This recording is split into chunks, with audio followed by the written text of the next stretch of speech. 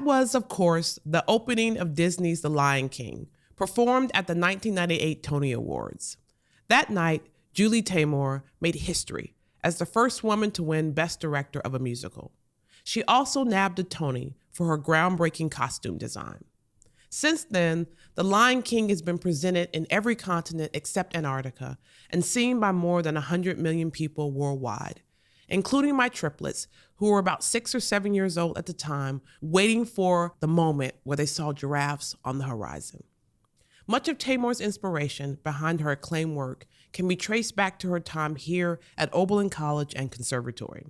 After creating her own major in mythology and folklore, Taymor traveled around the world studying various forms of cultural performance, which she credits as a catalyst for all of her endeavors.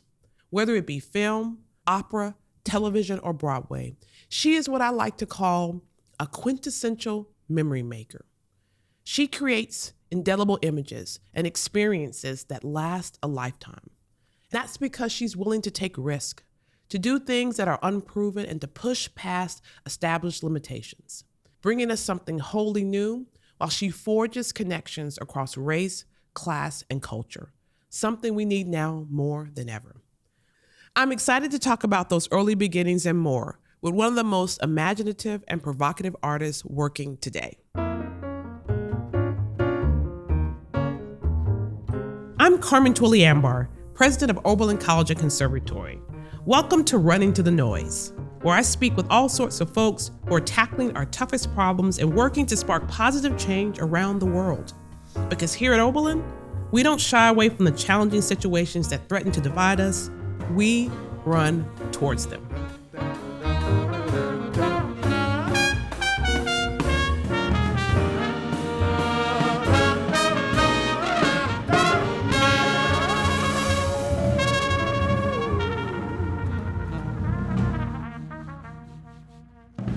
So I'm so excited to have Julie Taymor on Running to the Noise podcast. Welcome, Julie. Good to see you. Good to see you, too. So I guess I wanted to start with, you are such a prolific creative, and I've heard you call yourself a playmaker, even though oftentimes when we think of you, we think of film and television and movies and all sorts of ways that you are into the creative space. Maybe you could help our audience understand what you mean by that when you describe yourself as a playmaker. Well, I don't think it does encompass my film work because it is the word play. Yeah. But I think in opera and theater, I have been a designer, a director, a writer, a lyricist, a costume designer, set designer, puppet designer, mask designer. Because all of those things can be part of one show, like The Lion King. Right. Then how do you give one credit? Trying to put me into one box is a little tricky. Yeah. So that's why I would say a playmaker, because I could come at a play or at a production from very many vantage points and experiences. Right. I don't know if you know David Ajay, but he's the architect who designed the African American History Museum on the Mall in DC. I've seen that. Yeah. And he came to Oberlin a couple of years ago, and we were sitting and listening to him talk. And about 20 minutes in, I turned to the person who was next to me and I said, "Oh, this is what a genius sounds like." As I was preparing for this conversation with you, I was talking to someone, and as I was describing you and how I think about your creative work, that same sort of phrase comes to mind. For those of us who are not geniuses, help us to understand how your creative mind works. How do you start to think about a project that can help us understand how Julie Taymor approaches her work? Well, it depends on if the project originates from me. And I'm not work for hire. So let's make that distinction. Lion King pre-existed. It was an animated film. Disney came to me and said, we are interested in having this go on, we think, a Broadway stage, but we don't know if it can. I hadn't seen the animated film. And I was brought up on Disney like a lot of people, but aesthetically it had never been my style. I'd been in off-Broadway avant-garde theater and opera and world theater, and I had no interest in Broadway, none. And still Really? don't, frankly. We'll get to that We later. have to talk about that. Yes. Yeah, I don't. I mean, it's great if you can have a hit, that's wonderful. But in general, it's the material that interests me. And there can be varied places where you can make that material have meaning. When I did look at the animated film, I thought it was beautiful. I thought it was incredibly inspiring. But what got me was the challenge. I like challenge. And I love the idea of how am I going to put a stampede on stage? Yes. And how do I put hundreds of animals and herds and flying creatures and all of these? There's no human beings in it. The closest would be Rafiki in a way. She's a shaman baboon. Right. And they were very open. Disney said we don't even know what the story should be because our animated film is short and it's not complete. And they were aware of that. Okay. And what I really was interested in was shamanism. And I studied shamanism at Oberlin, folklore and mythology. I focused on Northwest Coast Indian culture and Inuit and the masks. A shaman in every culture exists. In South Africa, it's the Sangoma. In Indonesia, it's the Dukun. And after Oberlin, I had a MacArthur Traveling Fellowship. No, Watson Traveling Fellowship. I got the MacArthur later to Eastern Europe, Indonesia, and Japan. And you were there for like 4 years. Wasn't this long? I I intentionally went. My project was visual theater and experimental puppet theater in these places, where in Indonesia and Japan in particular, the forms of bunraku and hachoji and all of these incredible mask and theater and all are the highest forms of theater. In our culture, puppetry was children's theater. Right. And I hated it. Literally did not like Muppet-style puppetry. Right. Lamb chop and all that. I just didn't. And in Indonesia, it is by far the most respected, elevated form. So I went to Indonesia for 3 months. I was so blown away in the 3 months that I went to Indonesia that I decided to stay. I was encouraged to stay by one of their great experimental and radical and political theater directors, W.S. Rendra, to come and live in Yogyakarta in his kampung. And I did choreography there. And then he said, Julie, you stay and do your own work. We'll support you. Wow. So I became a director in Indonesia, in Java. Julie, how old were you at the time when this was happening? 21 or 22. I had just finished Oberlin. And that's where, as an artist, I was born.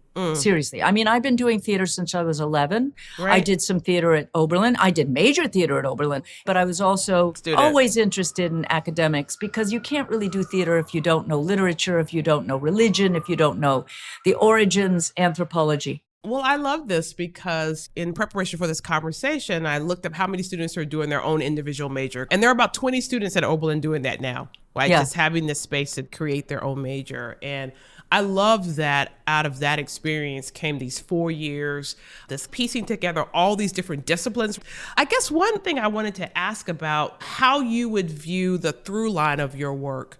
I was having this debate back and forth with folks about how would you characterize Julie's work? I said, if I was going to give you a through line, and I'm sure you probably disagree with it, it seems to me that the visual elements of all of your work have a consciousness. When I think about everything I've ever seen you do, the visual elements are so captivating.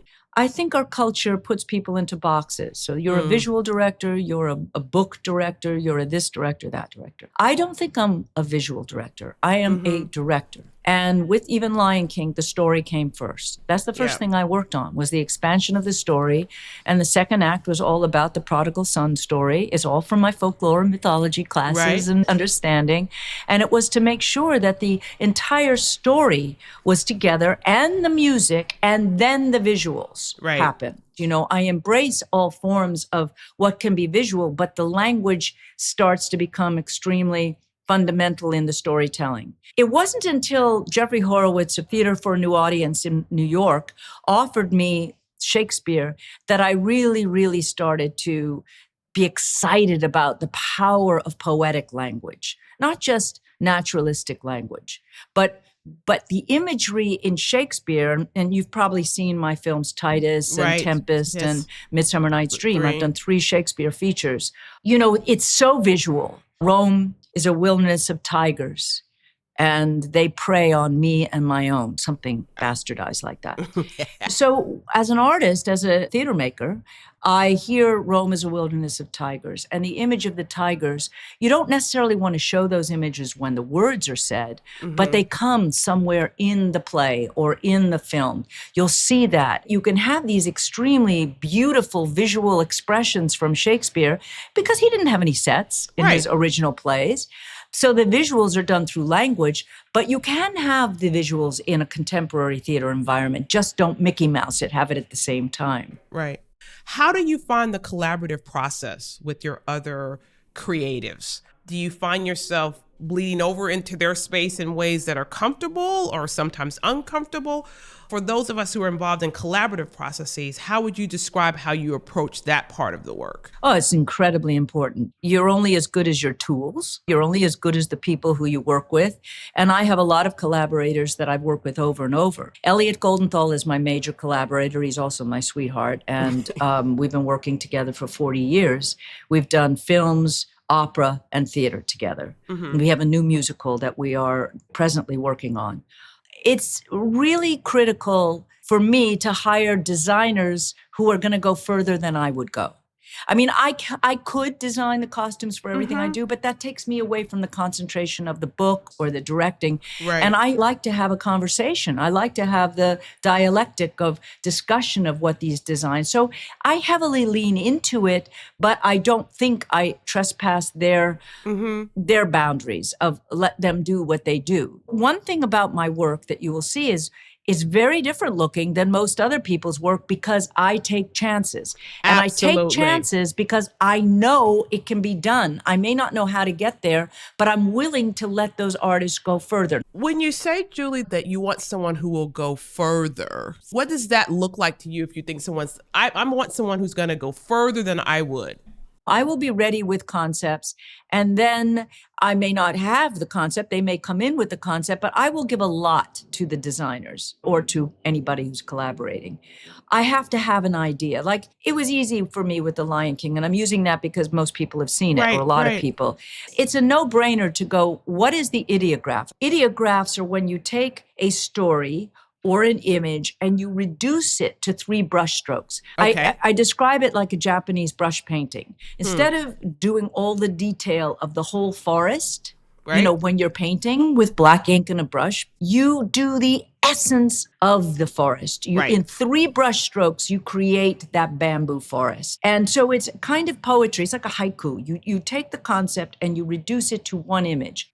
After studying the Lion King movie and listening to the music and then adding the music with La Boheme that I wanted to add, because I brought that in and made that absolutely fundamental to this new musical, was the South African composer Lebo's part in it.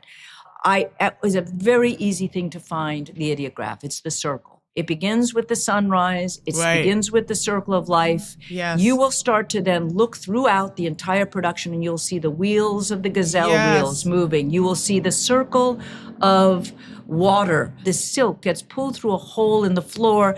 The silk starts to move towards that hole until it disappears. That's drought. Right. So you can go throughout The Lion King and see the emblem of the circle because that is the major thematic motif in The Lion King. And that, my friends, is how a genius's mind works, helping us go further and think further.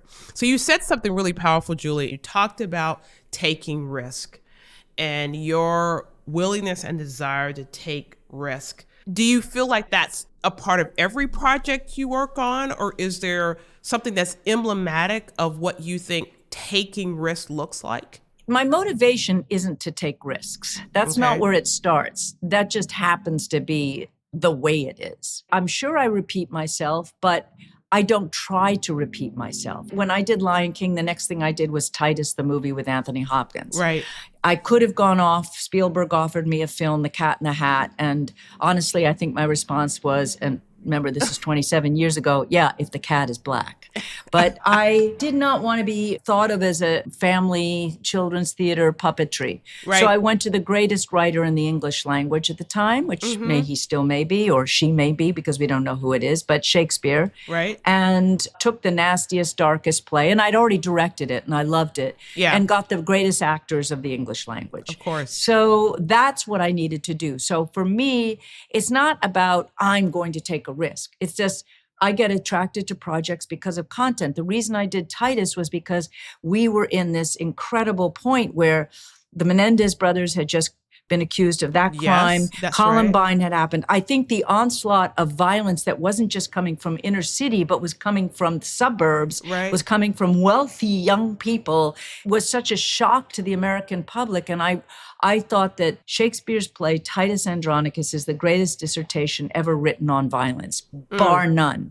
And even Quentin Tarantino bowed down to it when he saw a reading that we did. After I did the play, I did some readings to do the movie, and I invited some young, hip, cool, whatever you want to call them, film directors who were shocked that he did it better than they did. Really, when Shakespeare investigates violence in Titus, he talks about a good general. I remember at the time thinking of Colin Powell as Titus. What if Colin Powell comes home and they ask him to become president of the United States and he ends up baking his enemies' children into pies? Let's just think about that. Right. There's a movie out now called Emilia Perez, a new movie musical that may win for the Academy Award. Right. It's about a cartel head who wants to be a woman, and he's a monster. And yet his whole life, he wishes he were a woman, and so he does a sex change. Okay. Now, are we going to forgive him when he has murdered and been the head? It goes deeply into who we are born.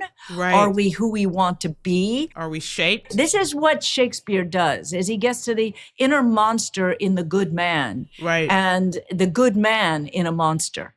And when does that come out? For me, the story is what attracts me first. Do I think there's something to say? Is it something that I believe that I could do in a way that potentially no one has done yet? Right. I could do another Ring Cycle, but my God, then I'm just competing with the last director who did the Ring Cycle. Right. I'd rather do John Gardner's Grendel, which is what Elliot and I did at the LA Opera and at the State Theater in New York. We did the Beowulf legend from the monster's point of view, way ahead of all the time. Julie, what do you think about Broadway? I don't think there's much creativity on Broadway. And I don't think the producers are out there looking for it. They're scared. Money is hard. I hardly ever go, if at all. I think that a lot of great composers aren't doing musicals.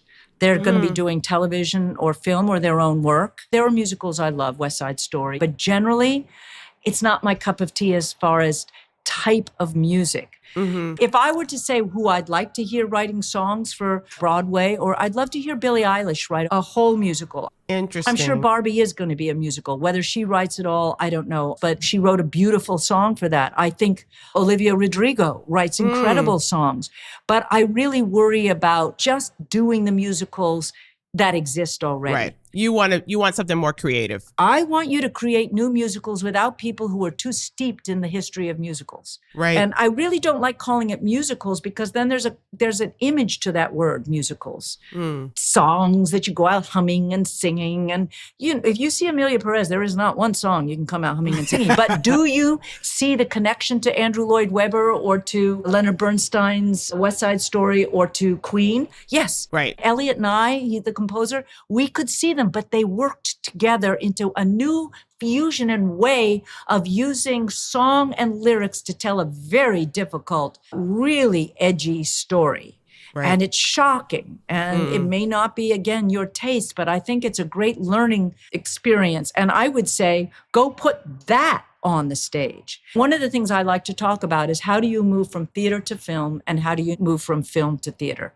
What are the things that cross over and what are the differences that you should celebrate and amplify that theater can do that film can't do? Now, okay, this is Oberlin there. In my class on folklore and mythology, I took John Gardner's Grendel, the beautiful 1960s novel, and then I took Beowulf. My whole paper was on Beowulf in Old English with John Gardner's novel. And I compared the two, which has sort of set me out on what I do, which is I take myths and I find these stories that connect us throughout the world. I know we're all separated now, but I think the joy of being an artist is to step out of yourself. I went to Indonesia and found who I am by not being where I am.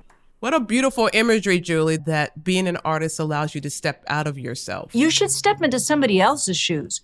I mean, that's the whole point. When we watch movies, and obviously African Americans have spent their whole life watching movies about white people, they understand a hell of a lot more about white people than white people do about black people, but that has changed over the years recently, and that's a great thing. But as far as who is the right, we all have right to tell stories. You just better tell it well.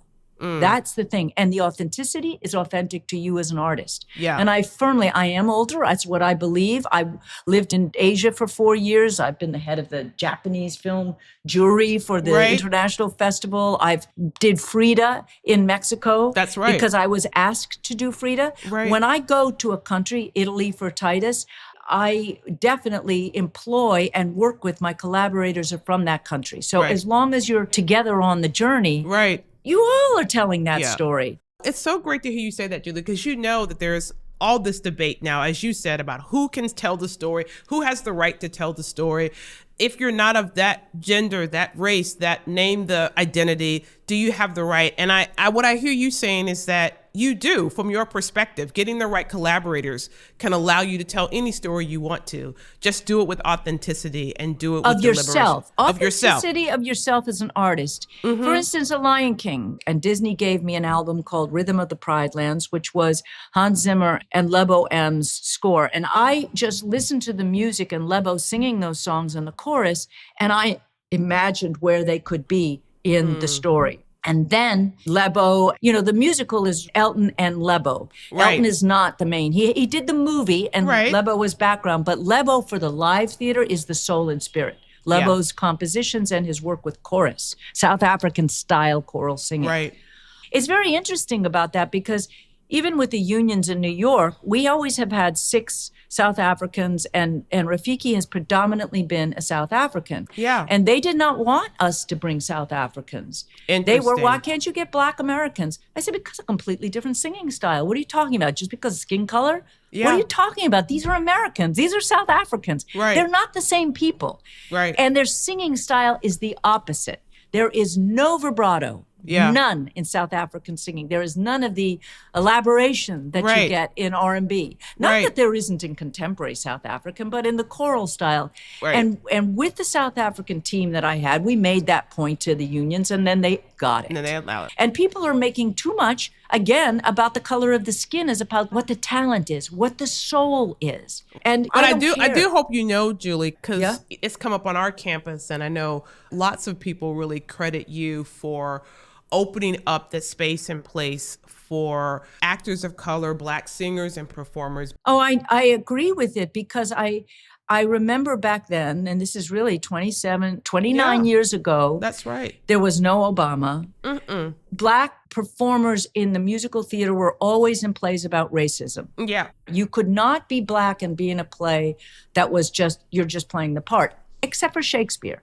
Shakespeare was one of the first where there was multicultural casting. Kind of blind including casting. Me. I mean, that we've done, not just Othello, not just Aaron the Moor, but that really had opened up. And opera, because of the great singers. I worked with Jesse Norman before I did The Lion King. I worked with the greatest opera singers in the world. But I really made the point to Disney when I did The Lion King. I knew that Matthew Broderick was Simba the voice, and for Mufasa you had James Earl Jones. James Earl Jones.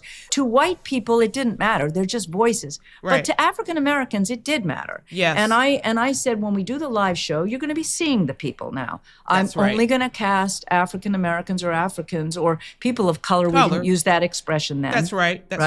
In these major roles, except for some of the comics, and also Scar. Because I felt that having the Black brother and the white brother together, it was a turn of things. And the Borscht Belt humor of Timon and Pumbaa was perfect. I do think that lots of people give you credit for creating these well-paid roles for Black dancers, for singers, for performers in a way that just hadn't existed on Broadway. And I think it opened doors. And I know that lots of people will say that Julie Taymor helped create that framework, and Lion King was a huge part of it. Well, thank you. So it's been all over the world, and we almost always, not always, not in Japan because they were the second company, but we almost always bring 6 to 10 South Africans. What has happened in the last 10 years is that more voices have been heard, and that is the good part of all of this. But when you say only this person can tell that story, it's just nonsense. Because if you feel something, I mean, men have been telling women's stories for years. Are we going to tell them that they can't touch the female experience? You start to go into absurdity. K-pop is African-American music. Let's just stop right there. And we have taken and been inspired cross cultures from the beginning of time. If you want to tell me a legend of India is from India, I would beg to differ. It might have come from Turkey. It might have come from the silk trade. It's unfortunate to get locked into this thing of ownership, of storytelling. What you have to say is, do you have a reason to tell that story? Does it have meaning to you particularly? This idea of appropriation, I've been talking and hearing about it since the beginning of my career. This is very important. Techniques belong to the world. What is culture is how those stories are told, like bunraku puppetry, where 3 people in black manipulate the puppet. To do bunraku, it takes 80 years to become a master bunraku artist, and women aren't allowed. Because it's not just how to pick up a puppet and hold the sticks and move it. It's the actual gestures of that character, how the head moves, and the stories and the singing. That I would never do. To pick up and just take bunraku and plunk it down in the middle of my, no. But the technique, like Timon in The Lion King, is inspired by Hachioji puppetry in Japan. But I had a fellowship there, and I went and I studied, found, through the help of Japanese, very knowledgeable artists, I found this form where one person sits on a little box with wheels, and the feet of the puppet are attached to his feet or her feet, and they move and zoom all over the stage, and the puppet can be 3 feet tall. I went, well, that's a great technique, but I don't want the little box. I'll just attach the feet to the actor, and then have a harness that's attached, and he will be behind the puppet, making the mouth move. That's Timon. And he will be all green. He won't be all black. He will be the landscape, all green. The Japanese went nuts when they saw The Lion King because they saw their own techniques revitalized or reused in a very creative way that when you're in your own culture, you sometimes can't see its virtues the way an outsider does. But it's interesting for new artists and young directors coming up to take that framing that you've given them, which is that, yes, take the techniques. That is the thing that you can do with abandon. Be careful about the culture piece, and you have your own boundaries, but that taking the technique is the place to start when you're thinking about other cultures that are not your own, and then telling the story from your authentic perspective is the way to balance what has become this kind of question of appropriation. That is so we want to talk about identity and where you're born and all this. I mean, I don't want to say that I'm Indonesian because I'm not technically, but where I was born as an artist was in Java. Because that's where the opportunity, where I was encouraged by Javanese performers, and where we are common as people, and this is what we're really losing right now, are common stories. The stories that transcend our differences. We have been talking a lot about our differences, and that's where appropriation reared its head again and said, you can't tell my story because you didn't live it. But most people didn't. I mean, a lot of Mexican Americans don't know what it is to be a Mexican. They have relatives. I'm Ukrainian, if you want to say. I have no connection to Ukraine, my grandparents, but I have none. But I feel much closer to Asia because I spent formative years of my life in Japan and Indonesia. And that's where I was inspired, the way the stories were told. That's where it happened for me. That's where I was born as a 20-year-old artist. And we have to be able to really open up what identity is that way. But people get stuck and bogged down. Now, if you say you have to go from where you come from, tell your stories, boy, get that over with quick. because that's boring and dull. I say no. The reason we go to see movies and operas and theater is to get outside of ourselves, for God's sakes. We want to get out of our lives. We don't want to just stick a camera on. That's why TV is so boring half the time, because it's just sticking a camera on ourselves. Right. Where look at the possibilities. I mean, The Lion King is a human story. It's put in the kind of old-fashioned fairy tale guise of an animal, like Aesop's Fables or any of it. But the reason I did the double event of the mask on top of the human was because it's humans. That's right. First of all, we ladies know that there are no Lion Kings. They're a bunch of lazy motherfuckers who sleep all day. And right from the beginning, I'm going, all right, I guess I'm going to have to go with this idea that there is such a thing as a king lion when the women are the lionesses are always doing all the work. Doing the work, and they take care of their pride. So one of the major things I was able to do was, though, change Rafiki to a woman, to a Sangoma. And that was an incredible contribution. Wow. Well, Julie, talk a little bit about, lots of people know you as having the distinction of being the first woman to win the Tony Award for Best Direction of a Musical. Lots of people know that is part of your sort of lineage. And I think your niece, right, became the sixth woman to win the same award. From this time when you won it to where we are right now, would you say we've made the right amount of progress for female directors? How far do we have to go in order for us to not feel like this is some unique thing? You just talked about things that you made, that you changed, I think in part because you are a female director.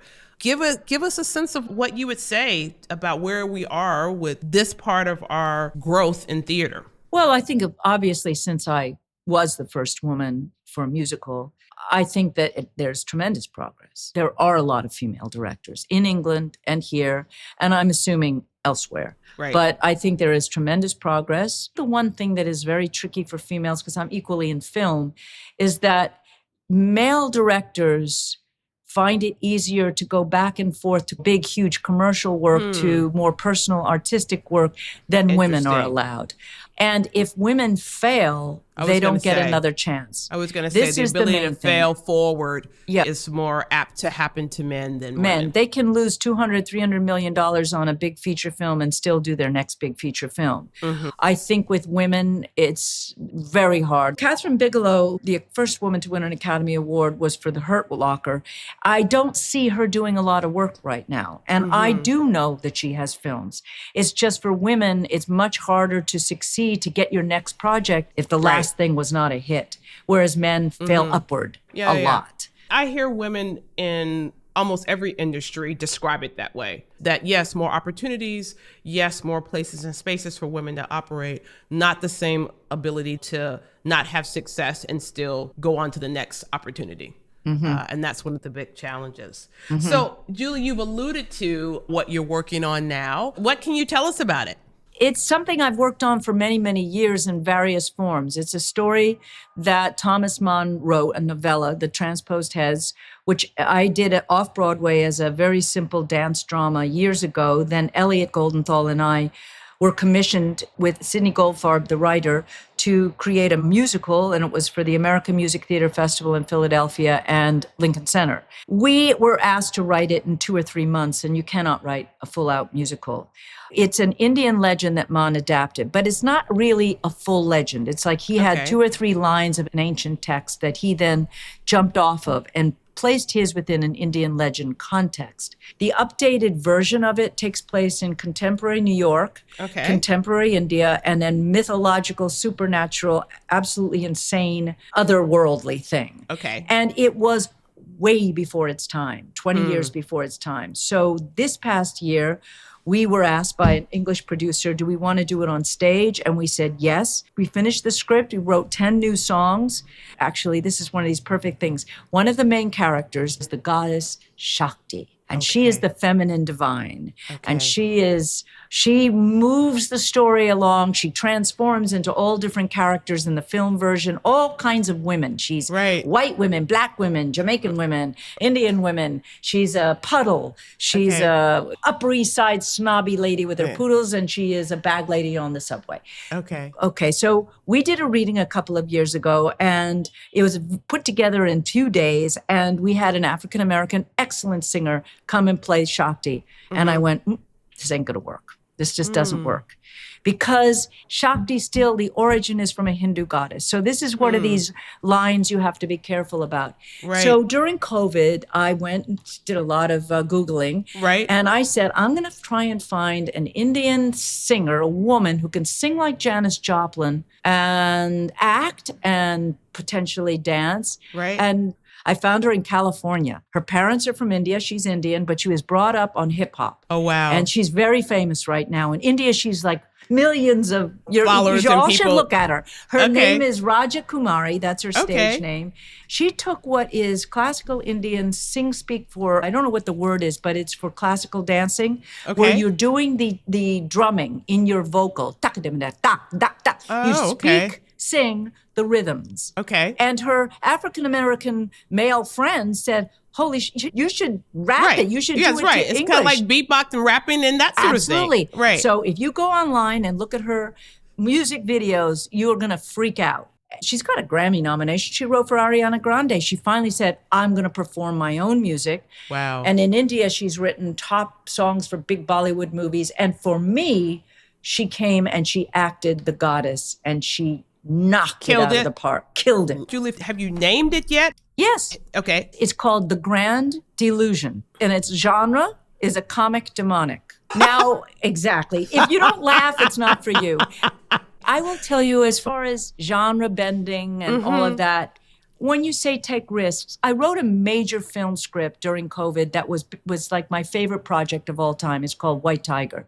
So the story that I had created, jumping off again of an ancient myth of Korea. Most Koreans aren't as familiar with the story, but Paradigi is the story. And I absolutely loved it. And I coupled it with ideas about the extinction of animals on our planet and the white tiger being the main one for Korea.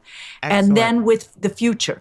So it's an ancient, all in my jumping off of what I did in Oberlin, Grendel to Beowulf. I took this story and I started an ancient abstract Korea kingdom, and I go right up to 2035. Right. Into an incredible time where the animals finally revolt. And the mythic animal comes back as the representative of the animal kingdom because she is half human, half animal, so she can communicate and warn the human beings of their imminent danger if they don't back off.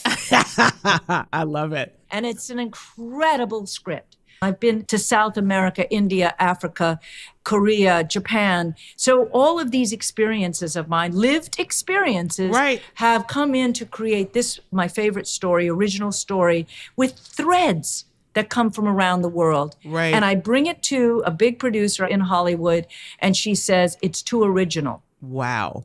So I've been getting that my work is too original now for the last 2 years, because it's not evolving from IP that exists. And if you look at Dune 25 or Spider-Man 400 or everything, King Kong, you look at what is being done in the big movie spectrum, and they're all IP that pre-exists. Yes. That's not what I want to do. I want to bring people to places they didn't know they wanted to go. Yes. I don't want to bring people to places they've been and know how it's going to turn out. That's why I like to genre bend. Yes. I think the movies Get Out, Everything Everywhere All at Once, Parasite, and now this new one, Emilia Perez, which is a whacked out movie musical that will offend some, no doubt. But you're doing something right if not everybody loves it. There is a hunger for that in the creative, in the artistic space. I sure hope you're right, Julie. You have certainly been an original in every way as a graduate of Oberlin. And I can't tell you how thankful I am that we get a chance to call you our own, because we see that originality all the time. Our students are obsessed with you